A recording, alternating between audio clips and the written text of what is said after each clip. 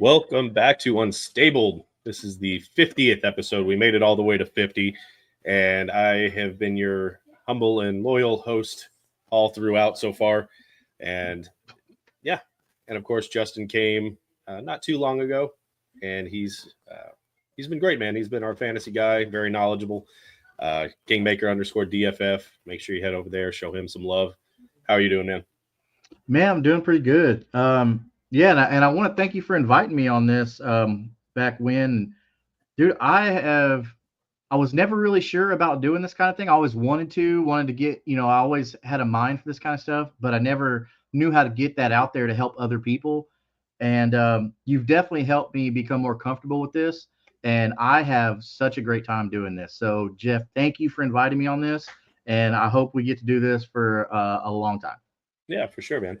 I was like you. I was just doing a Spotify thing. It was called No Huddle, like 12 subscribers or something. And it was definitely out of my comfort zone. And Curtis, over at CPN was looking for people, and I came on when this AFC South show had like 70 or 80 subscribers, and I think my wife was actually the 100th. So, and now it's 450, and it keeps growing. So that's what we're trying to do here. We're at 74. I think we gained a subscriber over the last week or so, but we're trying to get 100 right now. 100 is the goal. Help us get there. Hit the button, do the things, like, share, subscribe, do the same over at Kingmaker underscore DFF.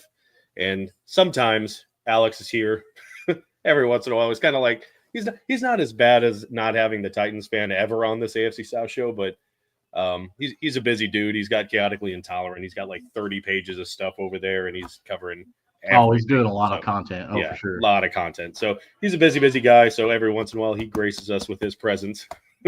King Alex. But yeah, I don't know how to feel about this game. I'm going to be honest. Like, I really don't.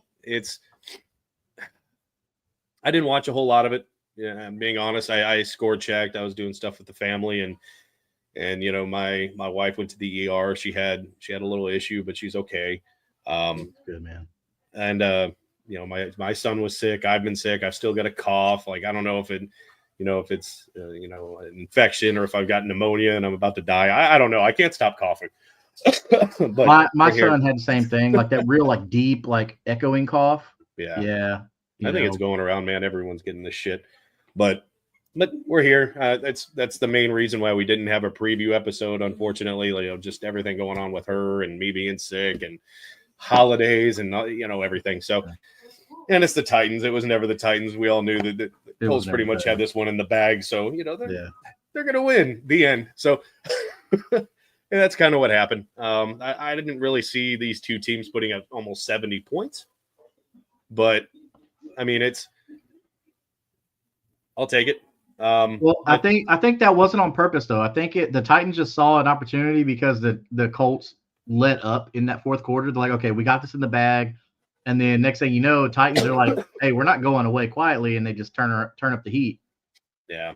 But see, like, that's kind of the mixed bag with this game. It's just really, really good teams, when they're up 31-7, don't usually win the game 38-30. No, it's usually like unanswered points like that. Come on, man. That's 23. They went on a 23-point run. Like, that's after they score another touchdown, you're like, all right, okay, these guys aren't laying down. Okay, let's get back on it. Yeah. Like, after like 14 points, and that's just Gus Bradley. He gets a touchdown lead. He goes into prevent defense. I'm not beating that dead horse anymore. I'm over Gus Bradley, but but offensively, this is a really good game. Everyone, of course, is going to stat watch Anthony Richardson. He only completed 7 passes. Well, they only had him attempt 11, so he completed. I'm not like a math whiz or whatever, but it's a good completion percentage. Right. That's because they're not understanding that what he did on the ground is he had the most rushing yards that he's had all season long. Mm-hmm. He had 70, right? Yeah. And what the thing is also with that is they're also not seeing that he had a the longest run he's had all season. He had a 29-yard gain that we just saw.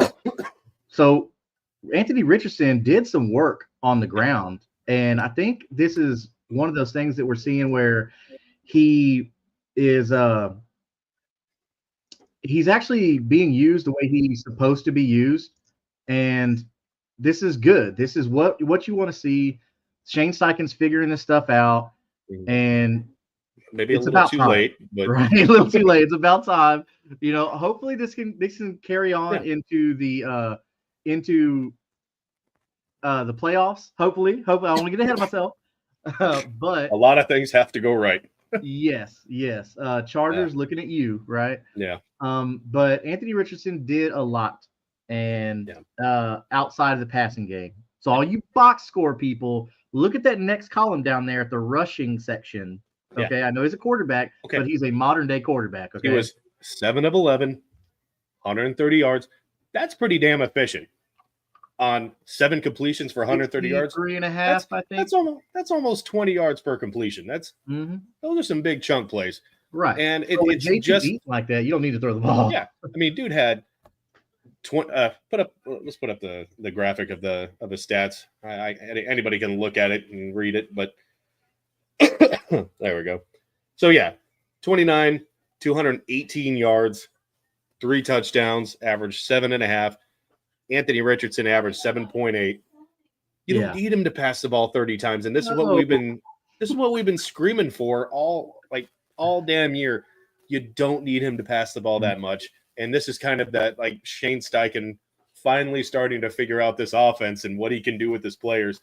And this is what, like, if you have Jonathan Taylor running like that, he's not always going to get 200 yards a game, but when you have him running the rock like this, and they're doing it well, even if it's not Anthony or JT, and it's Anthony Richardson getting yards like this. That's what offense is built for. And then you can have Anthony Richardson sprinkle in some plays to Donnie Mitchell.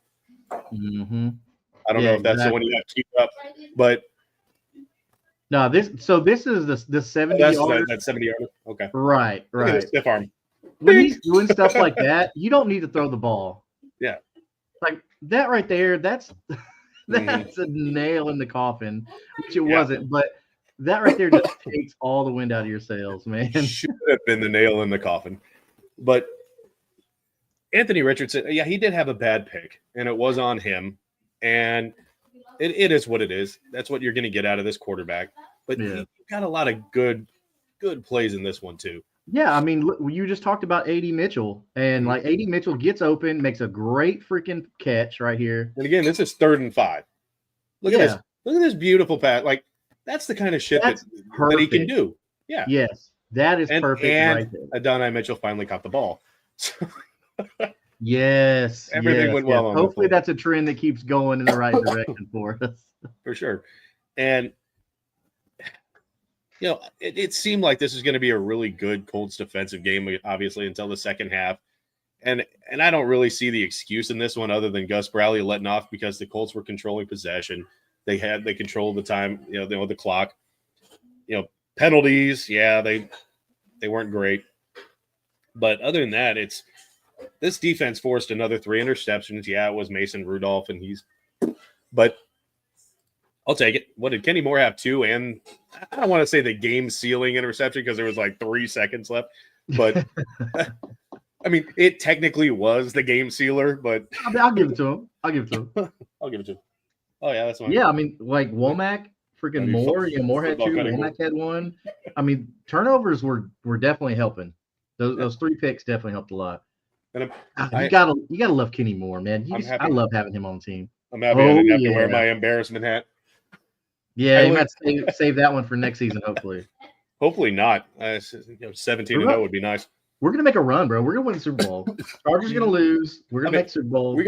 We got a lot of Super Bowls to win in that decade of championships that older say predicted. Like we got a little bit of time to win multiple that he was talking about. Like that window slamming shutter, say.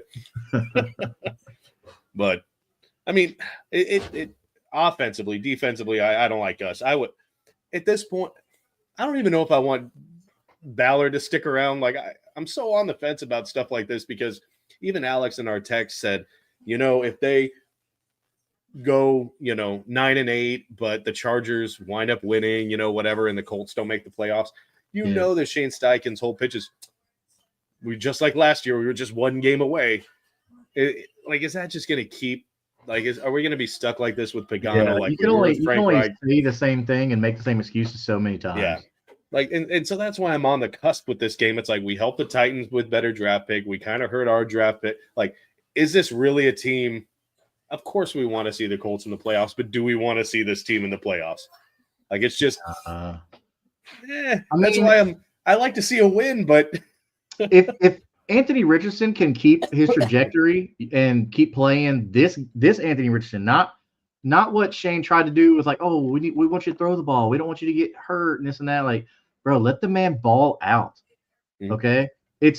That's who he is. So play to his strengths, not what you want him to be. Yeah. Don't Vince Young the kid. Yeah. And of course we're going to get the people that are, he's just running back too. He's not even quarterback. And I'm like, but have you seen the throws that he makes? We saw week 1 with Alec Pierce where he threw that 70 air yard dime to Pierce. We saw that Adonai Mitchell throw. And then we saw the short game where he won that game against the Patriots on that little, so his passing game is improving. Yeah. And sure, there is a lot of room for improvement, but it's I think in the Denver game, they did a graphic of Anthony Richardson with Bo Nix, and they showed how many starts that they've had. Anthony Richardson's 22, Bo Nix is 24, and Bo Nix has started twice as many games. It's just, he played 7 years in college, just about. Yeah, it's of course, these rookies and shit coming out of all play have way more experience than him, and he's still his completion percentage isn't where we want it. But there was a few games there where it would have been so much better if they could just catch the football. But yeah, he definitely stumbled early on in the season. Yeah, and we were very honest about that. A lot of Colts fans is oh no, he's good. We have to, a real analyst and fan, you have to step back and you have to look at the real of the situation. Okay. You and I have said all season that, hey, look, he's still raw. This is essentially a rookie plus kind of season. Okay.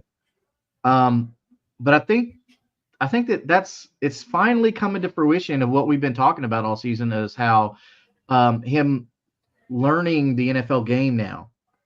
And Shane Steichen, I don't know if it's Shane Steichen or if it's just Anthony Richardson who's doing it, but him actually being used to his strengths, not to, he's not Peyton Manning, bro. He's not Andrew Luck. Okay. He's Anthony Richardson. And hopefully they have figured that part out and let him be him. Yeah, for sure. Some of the biggest crimes that we've seen is when they try to change who a quarterback is. Yeah, you want to develop him. Yes, you want to make him a better passer. Yes, you would like to develop that pocket passing, ability. You don't always want him on the run. You don't always want him throwing across his body on the run. You don't want him always doing stuff like that. Right. The fact that he can is a plus, but that's not – it's just you always want – I think that was one thing about Michael Jordan. Every single year he was trying to improve a little bit of aspect of his game, trying to change. He was, he improved on his fadeaways. He improved. And that's just kind of what you want to do. But right now, like we said, he's raw. We know he's a runner. We know he's super athletic, and we know he has a cannon for an arm. Yeah. So just keep developing that pure quarterback passer ability, but don't handcuff him and then force him to do it, because he's just going to look like how he did at the beginning of this year. And it wasn't pretty. His short accuracy has gotten a lot better too. He had a couple good passes to Josh Downs. So he had a real good one where Josh Downs did a lot of the work. Don't get me wrong, but right here you see him catch Josh Downs in stride. Look at that, boom. Whereas we saw 4 weeks ago, he's not making that throw. He's overthrowing him because he's getting so excited. Oh my God, he's open. Oh my God, he's open. Now, the maturity that you talked about before is setting in, and you're seeing that from Anthony Richardson. Oh yeah, he for sure probably would have airmailed that one in the past. We saw it. Guy running in the flat, and you just rockets into the stands. Yeah. A little 5-yard dump pass. Yeah. That was exactly where it needed to be. And I know it's oh wow, we're talking about a 1-yard pass, but we're just trying to look at improvement. Like in the past, he would have missed that throw to Josh Downs. He hits it. It was a routine play, and that's what he's supposed to do. And they executed it perfectly. Those were things that he wasn't doing earlier in the season. And we know that that shouldn't be on a highlight reel. I mean, it went for a touchdown, so it was a Josh Downs highlight reel. But it's not. But it's just showing that he is growing. He is starting to make those NFL throws that he should have been making earlier. So it's improvement, and that's what you really got to look at. Yeah, the interception, he kind of forced it. It was kind of low. It is what it is. We know that that's the mixed bag that we're going to get with him, especially this early in his career. But I do feel like he is someone you can build around. I do feel like there are excuse me, pieces on this offensive line that are eating up a lot of salary cap and just kind of underperforming or not performing at all because they're hurt all the time. And, I love Kelly. He's the longest tenured Colt. This is probably his last year. Braden Smith, he's got a really bloated contract, and he's like, he hasn't been on the field or it's kind of been underperforming. Yeah. So I would expect those two not to be on the Colts next year. And I'm honestly okay with Tanner Bortolini. I think he showed more than enough to take over that. I think Bernard Ryman at left tackle has been phenomenal. And I think that leaves Goncalves, who was filling in for Ryman when he was hurt with his concussion, if I'm not mistaken. And I think he did well at right tackle. So do you think that that offensive line is definitely something like the priority that the Colts need to hit in the draft? I mean, outside of defense, right? Because defense is very important. No.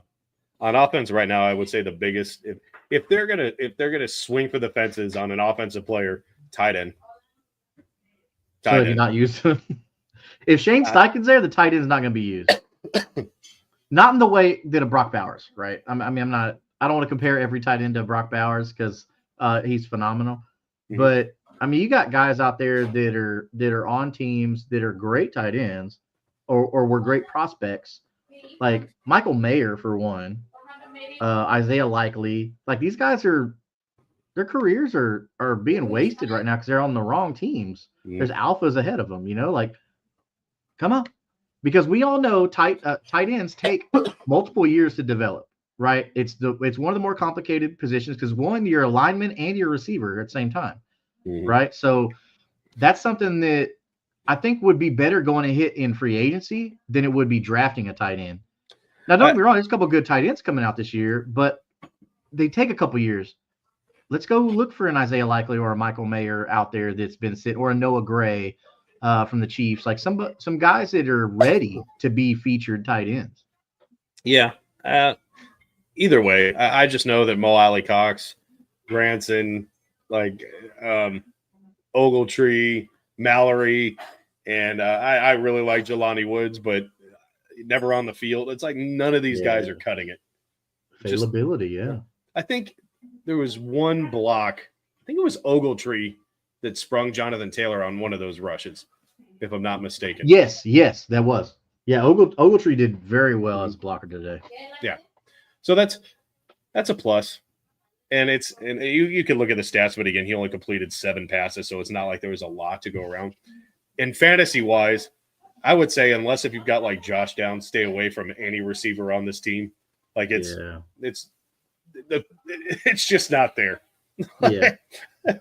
And one of the things I'm afraid of is that the Colts receivers could turn into the Ravens receivers, where they're good names or good talents, but there's not always going to be that volume to where you'd want one for fantasy, right?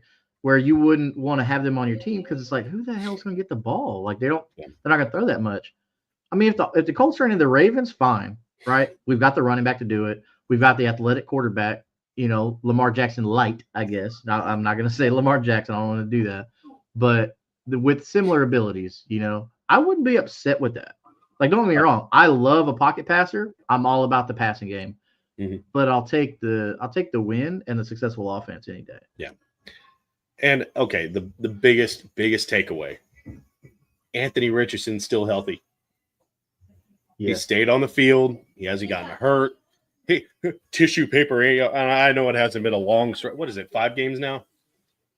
since he was benched and came back. I think a lot of people just were thinking like, oh, he's hurt, he's gonna be injury prone. But these were injuries happen. These weird injuries, they happen to the best of them. It's not like Anthony Richardson's a little guy like Jaden Daniels or something like that. Like, he's not a little guy. Anthony Richardson is built like a brick, you know what, so I'm all right with him running, but he's not taking stupid hits though. And that's the thing you have to look at. He's running out of bounds. Even on that 29-yard run we looked at, he ran out of bounds. He could have fought for more, but he didn't. He's playing it smart. The maturity that you always talk about, that's starting to happen. Yeah. He's learning that, this isn't college and you can't run through everybody. Like, He's done it to a safety. He's done it to a corner where he's lowered the shoulder and flattened Stick to that. Because he's fast and he's also 250 pounds. Right. He can flatten some of these guys, but some of these linebackers, and it's not a good idea. Don't risk that, because they're not going to let up. Like, at least corners and safeties, sometimes they're like, okay, this guy's as big as me, or he's a little bigger than me. Like, all right, I'll just make contact. Linebacker don't give a F. No. But yeah, it was nice to finally see Adonai Mitchell. I noticed that Alec Pierce, again, there wasn't a lot to go around in this game. Yeah. But teams have to pay attention to him. He's their deep ball threat guy, so they're always going to be looking at him. It's just, it would be nice to see a little more field stretching, but when you've got Jonathan Taylor rumbling for 200 and whatever yards, you don't need it. The 7 completions, those are all quality completions. Yeah. You got to think, Josh Downs, his one is turned into a touchdown. A.D. Mitchell set up another touchdown. I mean, so these were quality receptions. These weren't just like, okay, they just call it like a 2-yard little dink or whatever. No. Mm-hmm. But that's where the power of the run game will open up your passing game. So what little passing you are going to do, you're going to be highly efficient. No. And it just really seemed like, for the most part, the Colts defense, I mean, Mason Rudolph, 250 yards. That's not a lot. The ground game that they had, it's like 65 yards. The Titans' kind of bread and butter should be the run. To hold them to like less than 70. That's kind of a feather in the cap. I know this is a 3-win, never the Titans team, but I'll take it. for the Colts defense that gets gashed almost every game on the ground, I'll take it. Well, and Tajay Spears and Tony Pollard, like those are pretty good 1-2 right there. Mm-hmm. I mean, they're not bad. They're great scat backs, right? So they'll burn you, which Tajay Spears has done that. He has burned people in the past. Yeah. So that's Tony Pollard. So for them to have our defense to have these numbers, hey, great job, guys. Yeah. But you can't let up in the fourth quarter anymore. You got to just keep your foot on the gas. Don't stop. Because if you got to win out, Bradley, don't risk it. Don't risk it. If the only thing you can control is your win. Robert Saleh. I would trade him in a heartbeat. But yeah, I mean, I think the Titans only got 1 sack, and that's kind of Anthony Richardson has done a really good job of being that kind of escape, whatever. Like, I think it was against Denver. I can't remember his name. He had Anthony Richardson dead to rights twice in the same play, and that defender had to come out of the game. He was winning. And he's standing on the sideline laughing like, what the fuck am I supposed to do to get it? Exactly. You can see that's basically what his mouth was saying. Like, I don't know what I was supposed to do. I mean, he's baffled. Yeah. I mean, Anthony Richardson threw him off like he was a rag doll. Yeah. So not only is he elusive like that, but he's powerful enough to get off me, It's just so funny to see him on the side winded. Like, I don't know what I'm supposed to do. Like, it's ridiculous. But yeah, I mean, so he's done a really good job of avoiding sacks. He's done I guess his pocket awareness is better. Yeah, he's definitely developing. I don't know if it's like he's been pressured a lot. So the offensive line hasn't been great through long stretches. But again, I can't remember what game it was where he was pressured like 46% of his dropbacks and had no sacks in that game. Like, that's bad offensive line play and his mobility to avoid getting annihilated. Yeah, and that's another thing. Like, if you're a team and you know that, okay, our offensive line is getting older. They're not as great as they used to be. Then it's good scrambler like Anthony Richardson is something you go after, Mhm. But these are things that, he's going to continue to get better at. Yep. Let me see here. Looking at that. I don't think the Colts, I think only Kwity Paye had a sack. So I think they just each had a sack. And that's. Yeah, I mean, our defense didn't put up crazy numbers like they have in the past. I mean, leading Carlisle's 10 tackles, I mean, Zaire 7, Buck 5. So I mean, we didn't have crazy numbers and nothing like that. It's just they just weren't able to do things. How about Samuel Womack though? Like who saw this shit? Like he came off the practice squad because Dallas Flowers was terrible. Womack comes in off the practice squad, and it's like he's gotten burned a few times, but like he's looked okay. Yeah, like he's looked pretty good. I mean, not saying that he should be a starter going forward or nothing like that, but he filled in very well. I think he's at least going forward earned a rotational role on the 53. Like if we had Juju Brents right now, I would say definitely it should be Juju and Jalen. Yeah. And of course Kenny Moore. But like Womack should definitely be that rotational guy. They need he should be the next guy. Because I think he's earned that. I think this is back-to-back games where he's had a pick now, if I'm not mistaken. Was that against Denver? He had a pick? Yeah, now I think interception is always great, but it's not like you're going against freaking Patrick Mahomes or Joe Burrow out there, just a good passer. You have Mason Rudolph. Yeah. I mean, I'll take it. Don't get me wrong. I'll take the 3 picks. Yeah, Womack did have a pick in that game too. But good for Womack. I mean, at the very least, increase that trade stock. Maybe. Probably. But it's like we've got I don't know, man. This was and where's that other graphic of where Jonathan Taylor is at? Like he's second all time now. Oh yeah. Yeah. So come on, man. Second all time behind the great Edgerrin James. Edge. So I mean that shows right there, man. Like you've got the guy in the backfield. He's there, so let's use him. For sure. And he just showed you what he can do when you feed him. Yep. I mean, he just get a little bit of carries. He got a lot of carries, and he did a lot with them. Oh yeah. So he's like a juggernaut. He just keeps getting better and better.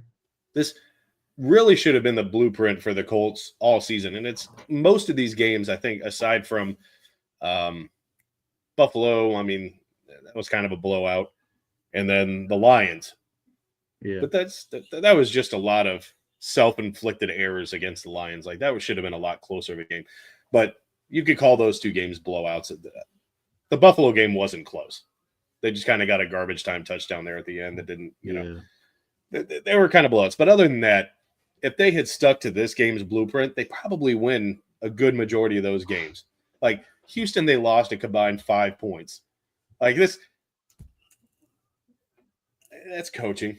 I'm sorry. We still have to be critical of Shane. Like to just now figure it out in week 16 is a little bit frustrating because now you put your fate in somebody else's hands, right? If this is one of the things where it's Shane Steichen keeps his job because we make the playoffs, I'm gonna be so upset. He should not be the coach for the Indianapolis Colts next year, but that is a fear that I have. Like I want to make the playoffs. Don't get me wrong, but I don't want Shane Steichen back next year. Ben Johnson. I mean, I'm down with that. So they're saying y'all got a chance. Oh yeah, there's a chance. Yeah, mathematically, yeah, there is a chance. Mm-hmm. It's not a good chance, but I want to say it's the Chargers that we're dependent on losing. Yeah. I can't remember what the whole scenario is. I think the Dolphins are somehow involved in it. I don't know the whole scenario, but it's that meme with all the math equations just floating around. The first thing the Colts, if they want to make the playoffs, the first thing they have to do is win the next 2 games. You don't win, then everything else doesn't matter. Yeah, the Colts have a favorable schedule. They should beat the Giants. Then they have Jacksonville to end the season. So, I mean, they very well could There's win out. A clear path. Like the Giants should not be a test at all. The Giants shouldn't even try to win that game. Like at all. Will be though.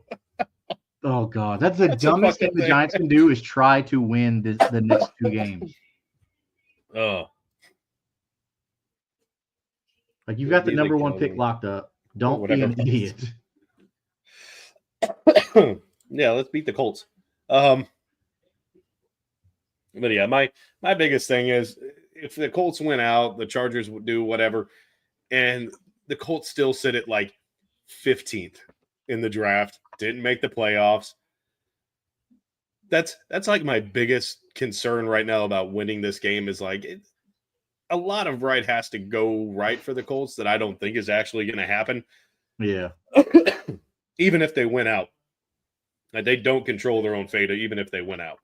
So it's if they do, then they're just still sitting at that like 14 to whatever 17 range of draft pick. And it's like, I mean, yeah, we got Latu, and I feel like that was kind of a steal. I just don't feel like they excuse me. But it's I don't know, man. I don't think they use Latu right. I don't think Gus Bradley uses really anybody on this defense right, but I don't understand why Latu isn't playing more. I don't know. You figured he's done well every time he's gotten a chance. So why wouldn't you want to feature him a little bit more? Yeah. Yeah. Like we were saying, Gremlin, we got the Giants, and then I think we finish up with Jacksonville. So the Colts could easily win out, but it's who do the Chargers play? Let me see here. I want to say the Chargers play the Patriots. They play at home or they play away in New England, and then they play at Raiders. Gotcha. Okay. So I don't think the Chargers are going to lose out. I just don't really see a path for the Colts, honestly. Probably not. I don't know, man. The Patriots can be kind of sneaky. Oh man. So J.K. Dobbins is supposed to come back, but he's designated to return from IR. That doesn't necessarily mean he's going to return this week. Maybe the Raiders will put no, Minshew's done for the year, isn't he? Yeah. Damn. They got I was going to say maybe he can do one more favor for the Indianapolis Colts. There you go. But he's done for the year. Never mind. Chris Ballard, make that phone call real quick. Slide him a check. Yeah, we don't want that, Gremlin. Like we're opposed to that. Oh no, that's the last thing we want to do. That's what Frank Reich kept doing. Just winning just enough. We don't want that garbage. I'm sorry. Like just looking even at this game with the Titans, a game that they had very much in hand. This is a very mid team right now. Yeah. And I think they have very much above mid talent, which then leads me to they don't have the right talent in the right places, and they don't have the right coaching to put them in the right positions. Oh. I think there's plenty of talent on this Colts team. Oh, speaking of which, one of those Jonathan Taylor runs, when he finally starts using them right, man, he on this touchdown run, he did like a Forrest Gump, ran with the football all the way down the tunnel. Yeah. Yeah. Held on to that. That was amazing. Oh, that shit. I'm like, oh, that's my kind of petty. See, I held on to the football. Yep. I think he did that on purpose, and I'm okay with that. For sure. He just kept on running into the tunnel. He comes out still with the football in his hand. I was sitting there. I was like, okay, 1, 2, where's he at? And then whoop, just comes right back out. Comes right back out. He's still got the football. That's hilarious. That's my kind of smart ass right there. Like, yeah. Y'all said I didn't hold on to the football last time. Well, I'm not gonna let it go. Now I'm a Forrest Gump this thing. That's great. You know that's what was going through his head. Hell yeah. Is that power? Show y'all. I don't know. It's still pretty inexcusable, but I dig it that he's like, see, I did hold on to the ball. Yeah, I mean, because at the performance he had today, JT, and to me, you're forgiven, brother. You're forgiven for last week. Let's just not do that shit again. Mm-hmm. Let's just put it in the rearview mirror, move forward. Yeah. And wait till you get to the second white line and then let go of the ball. But even with Ballard at the helm going into next year, I know we're not going to get no free agents. I know he's not going to do anything in the draft. I know he's going to stay put or drop back. And it's like he's gonna take like a lineman. Like he's not going to address the secondary. I already know what's coming if it's Ballard at the helm, and I know that it's Shane Steichen. So he's had the same talent for 2 years now, and he's putting it together in week 16. It's just right. I'm over it already. Like I hate turning over coach after coach after coach, and I do like the idea of consistency. But Shane Steichen has shown us that at times he's just a bad play caller, and he just doesn't take points. He doesn't have the right personnel on the field. I can't remember what game it was, but he had Jonathan Taylor out of the game on the fourth quarter when they're down by like 6. It's just, what are we even doing here? Like, how many times are you going to run the same fucking failed pass play to Goodson over and over, and like, just see, it would have been a good play and it still didn't work. How many times are you going to try to prove to us that that's a good play with the right personnel and it still doesn't work?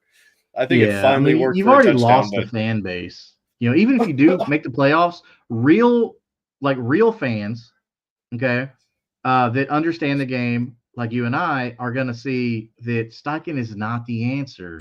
Just because you made the playoffs, that doesn't mean it's because of him. The reason we haven't already made the playoffs is because of him and Ballard.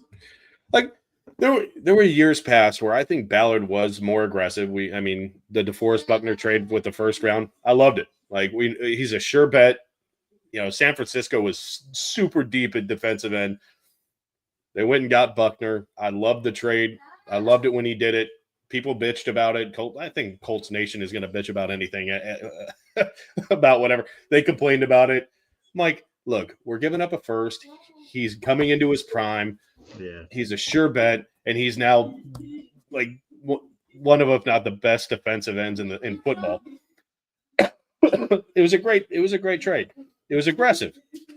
He was aggressive when he traded up, and we got, I think it was, what was it, Pittman and JT there in the second. Yeah. And so he was aggressive to move up and do that. Oh, I was so excited because I've been a JT lover since he played in Wisconsin. Like, I was so excited that we landed JT. I literally did a lap around my house screaming and yelling.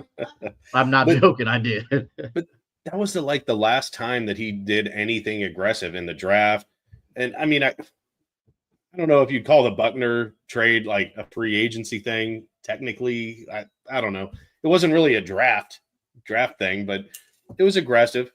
And since then, it's just he's been like he's learned from Gus Bradley's playbook. Like, he's kind of gone into this prevent. I want to keep everything the same, and that's really the definition of insanity. Is just doing the same thing over and over and expecting different results. Right. And it's pretty much the same thing as last year.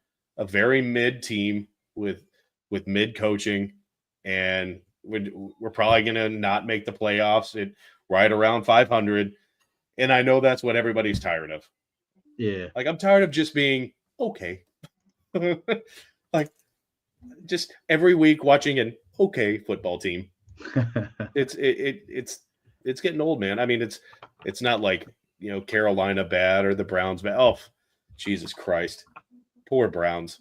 To watch Baker Mayfield go off to Tampa and kill it, and now they've got the Deshaun Watson, it could be, let me just say this, it could be a lot worse. Yeah. Oh, yeah. It could be worse. I don't know. We talk about the coaching stuff, and God dog it, man. Like, I just think about all the greats that are, I say greats, like all the great offensive minds that are out there. And like, that's all I want. Yeah. Like, here's a graphic right here from CBS Sports about some of the top the top candidates out right now. I mean, Mike Vrabel, I talked about on this AFC South show that I think is great. Like, so they debated me on the fact that he wasn't part of the Bill Belichick coaching tree. Yes, he wasn't like a coach for him, but he was a player for long enough to where he could absorb that knowledge and learn. So that's why I classify him as in the Belichick tree. Uh-huh. So obviously Bill Belichick, not going to happen, right? He's with UNC. But I thought he had how is something Ben in Johnson his... not the number one option on this list right now? I thought that didn't Bill Belichick have a thing in his UNC contract that if he did get an offer for the NFL that he could bail on it? Didn't he have something in his contract with that? That would be smart of him. I wouldn't blame him for that. No, I don't know how he's even on the list. I don't know. I would have Kellen Moore on here before I'd have Bobby Slowick. Yeah, I don't know how he's on the list. Every week in and week out, I hear Curtis bitching about him. He's so terrible. Yeah, I would think Ben Johnson would be first, probably Mike Vrabel second. I'm not sure why Bill's on the list because he's at UNC. I wouldn't have Bobby Slowick on the list. I would have Brian Flores a little bit higher. Yeah, because I think he's done pretty well in Minnesota. Frank Smith would be a little higher on the list, I think. I didn't think Pete Carroll. I thought he was kind of stupid. fading off. Why the hell is Pete Carroll on this list? Like, let that dude retire already. Yeah, leave him alone. Let him chew gum. Let him go do anything else. Okay, look. Anytime, like where I work at now, anytime that someone comes up to me and they're like, that's all I picture is Pete Carroll just slamming away on that guy, just not even chewing it, just like punishing it, like it did something disrespectful. Oh, it owed him money. Yeah, that gum owed him money. You should probably crowdfund his first contract for y'all. Pass. All I'm saying is Ben Johnson, Robert Saleh. Oh, I think I just creamed my pants a little bit.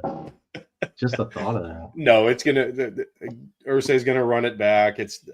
That's my biggest fear. The Colts are gonna fall a game short. They're gonna run it back again. Chris Ballard. Well, this team gets me fired. Well, it should have 2 years ago. Like one playoff win in 8 years. That's enough for me to. I don't know if you'll watch The Dictator. You're not producing at that point. You've seen that movie, right? I don't think I have. You've seen The Dictator? Oh, it's so good. But yeah, anytime that someone does something that he doesn't like, oh yeah, it's fine. To have him executed. Oh crap! It was such a good movie. That's funny. And it's funny, like he was the dictator. He was the same guy that played Borat, and he Sacha Baron Cohen. Yeah, and it's funny later on in the movie he finds out that every single person none of them got executed. Oh wow! Nobody liked him as their the supreme leader.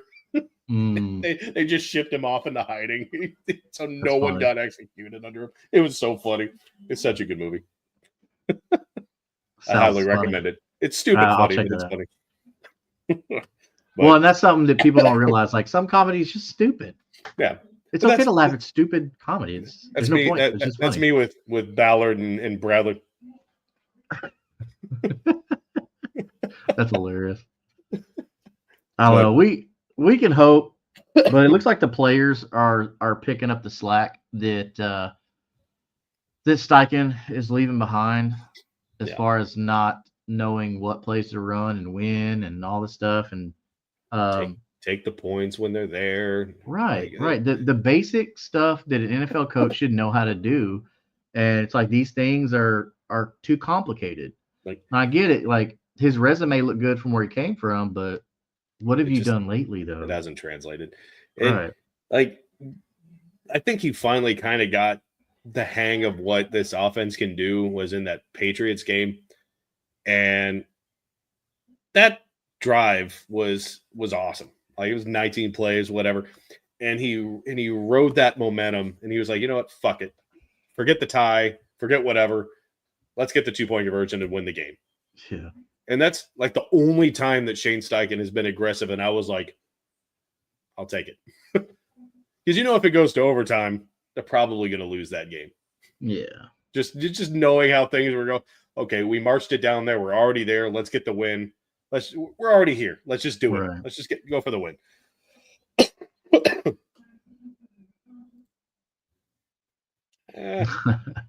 I wouldn't say they reached, man. I mean, they took the best available, and we needed a quarterback.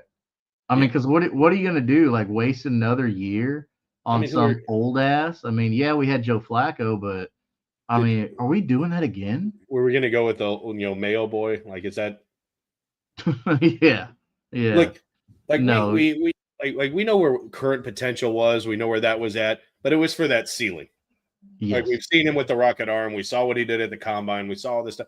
So yeah, they might have reached a little bit on if they didn't need a quarterback. Anthony Richardson, talent-wise and where he was probably more like a second or third rounder. Mm-hmm. But sometimes you have to shoot that shot. And it's like, dude, the ceiling of what he could be, like if he could have that Lamar Jackson with a stronger arm, if that's what he can do, and if we can just bump his accuracy up just a little bit, he's the type of guy that'll keep, that's the shit of defensive coordinators' nightmares. Yeah. Do you want to be the guy who took AR and, okay, he didn't really work out the way you thought he was going to work out, or the guy who didn't take AR and he became the next Lamar Jackson? Yeah. And that's where they're – and Colts Nation was sick and tired of the retirement home carousel at quarterback. we were done with it. Ballard knew we were done with it. They were tired of flip and that directive probably came from Irsay. Look, the Wentz thing, the Ryan thing, the Rivers thing worked out okay, but that I'm fucking done. Draft somebody. We got 4 or 5 years to figure this shit out. If he doesn't work out, we could start over. Yeah, take someone at 4. Yeah, and just ride it for a couple of years, see how it goes. Yeah, I mean, Arch Manning still, a couple more years. And honestly, I've liked what I've seen from Anthony Richardson the last few games. I mean, it showed a lot more potential. It showed growth. It showed him being a lot smarter with the football. Yeah, he's made a few mistakes. But, I mean, if you compare, stat to stats, if you really want to stat watch, he's not that far off from where, like, Josh Allen's, first, 14 games. Yeah, Josh Allen, they were like, oh, he's a bust. He's a bust. And look at him now. Yeah. Come on. And Anthony Richardson was a lot more raw coming in than Josh Allen. So a lot less game experience, all that stuff. Yeah. I'm not saying that he's going to be Josh Allen. It's like no one can tell. Yeah, we're not saying that, everybody. But like the hope is that he'll be better. Yeah. That's the hope. Right. The ceiling you talked about, and it goes back to something else you mentioned earlier. Those little steps, those little improvements that you want to see. Because at a certain point, we could see all this come together, and you could be like, "Oh my God, I'm so glad that we reached for this guy." Oh yeah, when Sanders starts to not do well, he's going to be all over that fucking team, all over Twitter, bitching about how they're underutilizing his kid, not using him. Oh, it'll be everybody else's fault. Well, hey, Dion already came out and said that he's not going to let him or Shedeur or Travis Hunter go to the wrong team, which I don't know how you stop that. If a team drafts you, they draft you, and you got to figure out after the fact. But I'm sure Dion's still got pull around the league, but just because he's primetime. But yeah, that's a disaster waiting to happen for any team. Oh yeah. Or you're going to get the Dion hype, and you'll get more fans, sell more tickets. I mean, an owner's going to look at things like that. Right. Of course, they want to win, but they also want to sell tickets because that's how they make money. As a coach and a GM, I don't want a primetime Deion Sanders son who isn't. I'm not saying he can't cut it. I'm just saying if he's not cutting it, I don't want to have Deion Sanders in my fucking ear or all over ESPN or whatever bitching about how I'm not doing my job right and it's not his fault, it's my fault. Like right. You got like what the NBA had in the LaMelo Ball and all them, Dad. Yeah. Where he was like talking all this crap about the teams, and you don't want all that stuff. I mean, of course, like Deion's much easier to listen to. He's more fun to watch, but I don't think Shedeur's ready, man. I don't think he's ready yet. I think he's going to actually need some time to develop. Maybe like Jordan Love did, and look what it did for him. But I don't think Shador is going to have that veteran to be able to sit behind unless he falls. You know what I mean? T-bust. Look, okay. Everybody talks about how Trevor Lawrence is so great and whatever. And I'm not sitting here saying that Anthony Richardson's better. We're not talking about the Colts right now. We're talking about Jacksonville. We all know that they're going to go through a whole coaching staff change. We know this. Whoever Jacksonville, because it's not a place that people want to go and coach. It isn't. And they're going to have to overpay like they did Christian Kirk. They're going to have to overpay for this stuff. Yeah. For players to play there, that's why a very average wide receiver in Kirk got the contract he did, because no one wants to fucking play there. But yeah, Trevor Lawrence, like, he's shown flashes of being really, really good. But, like, honestly, what has he done? Like, that warrants this, oh, he's going to be an MVP. When? Where has he, like, carried this team to anything above mediocrity? You talking about Trevor Lawrence? Yes. Like, yeah, I mean, and he's come into just the worst situation. But so, and that's the other thing. Jacksonville fans will jump down Anthony Richardson's throat. Oh, well, whatever. You guys gave him a pass when he had Saban, and it's a very legitimate pass. What a disaster. But, yeah. Oh, you're talking about Urban Meyer. Oh, I'm sorry. Yeah, sorry. Yeah, Urban Meyer. Yeah, that did not work out the way they thought that was going to work out. No, that was a train wreck. And we talked about on the AFC South show that Doug Peterson's the placeholder because he was the quiet, respectable flip side to Urban Meyer to try and the PR recovery on the team. So, like, he's going to be out, right? So once again, Trevor Lawrence is going to have another coach coming in, and he's got to learn a whole new system. And I don't know. They're going to be handcuffed to a very underwhelming Jacksonville team. They're going to be handcuffed to Trevor Lawrence's massive contract. Like, this guy, like, I'm not saying it's not, like, appealing to say that I could have a generational talent in Trevor Lawrence, because he has been, but he's also been very careless with the football too. Yeah. Like, that's not very appealing to me as a head coach that I'm locked into this guy. Right.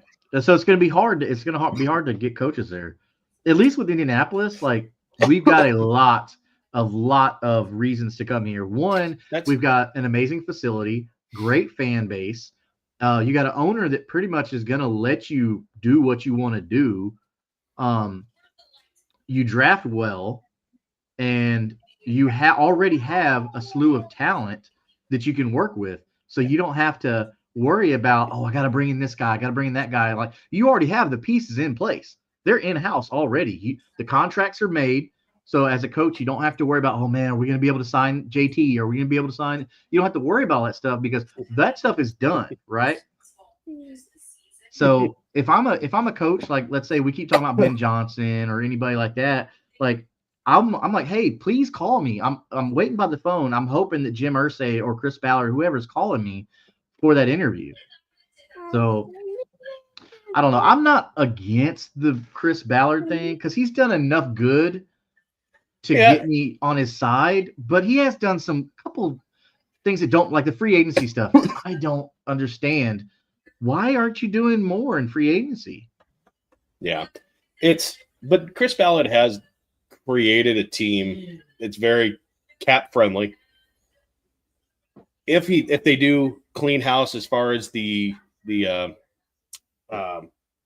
coaching goes, they're not handcuffed to any of these players. Like, if Anthony Richardson isn't his guy, he proves it over the next, year or so. I'm saying if it's a new coaching staff, like, let's just hypothetically say that it's who we want, that it's Ben Johnson, Robert Saleh, whatever. If Anthony Richardson doesn't improve and whatever, they're not handcuffed to this. He's on a rookie deal. They can ship it off, go get Arch Manning or whatever. Yeah. So, what the fuck?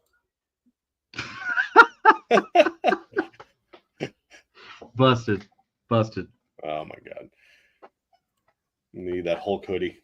Yeah, I mean, there's a lot to see in the next couple of weeks. I mean, because you got to think with the Giants, which should be an easy win. Okay, we're not being cocky about that. That should be a no-brainer, right? And then the Jaguars, we saw what the Jaguars did when all we had to do was win that game and make the playoffs, right? So the next two games should be just don't phone it in. Still show up, put your foot on the gas, don't let up, because you almost screwed up against Tennessee because you let up. You know, don't do that. But yes, if you're one of our 74 subscribers. Yeah. Stop that prevent shit, dude. Yeah. Put your boot on their neck and you don't let them up. Okay. Mm-hmm. This is not the time to do that stuff. Now, if against the Giants, if we get up, let's say 3 scores or 20 points or something like that, then okay, man, sit your stars, not your starters, your stars, and save them for Jacksonville, right? Because you're going to have the game locked up. Yeah. But now we got to worry about, okay, the part that sucks is you have to worry about the Chargers. What's going to happen with the Chargers? That hurts me so much to think about that because of poor play calling by Shane Steichen throughout the season. Now we're in the position where our fate is literally in somebody else's hands. Hey man, they were up 3 scores on the Titans. They just did we not watch the Titans game? What's going on here? I mean, this is the worst team in the NFL who has no want or need to win a game. So 3 scores is not going to be an issue. That should be in the first half easily. I'm gonna stand behind that. I might even go the over on that. I'm gonna go 3 scores and a field goal. How about that? Oh damn, 24-0 at the half. No, 24. I'm just gonna say the Colts will score 24 in the first half. Oh my gosh. We'll go with that. But it shouldn't be an issue at all. But all right, man, we have a lot to be happy about from looking at Tennessee just because of what we saw from the run game and the workload. I'm just glad everything's finally being put together like we wanted it to. Yeah. And we're not sitting here trying to throw the ball on 3rd and 1 when you've got Jonathan Taylor in the backfield. Mm-hmm. But better late than never, I guess, right? As I say. Yeah. But I feel like this is a good point, good place to leave it off. We got the Giants coming up. All the Colts can do is win and hope that other teams don't. But the first thing they need to worry about is winning, and then the rest might take care of itself later. So, we got the Giants coming up. Hopefully, we'll be able to get together, I guess, Friday, go live for that, preview it, talk about that one. And we're almost at an hour. So if you're here and you haven't, like, share, subscribe, head over to Kingmaker_DFF, show him some love, do the same, hit him up with your fantasy questions. Hold on. I'm going to tell everybody Merry Christmas. So as a what I was talking about earlier, this is what our playoff chances look like right here. So all of this stuff has to go right. Yeah. So if you're out there, you're not a Colts fan, at least feel for us in the process we have to go through for the next couple of weeks, because it's going to be a nail biter and we're all going to be stressed out. But let's just keep this momentum rolling into the next 2 weeks, and at least control what we can control, right? So we'll leave you with that. Just remember that if you get tired of your family and you're like, oh, we need to watch a movie, turn on Netflix on Christmas Day, and there's going to be a couple of football games on Netflix. Yeah, which is weird to say on Netflix. Yeah. Is it a series? Is there going to be 5 of them? Let's see what's on Netflix. Oh, there's football. Is Mark Wahlberg going to be in it? Maybe. There might be a Swiftie sighting. Probably not. I hope not. Buffering bowls. Hell yeah. But yeah. We also hear from Unstable. Want to wish everybody a Merry Christmas. Be safe. Go Colts. And we'll see you guys Friday. Suck it, Greg. Y'all be good people. Later.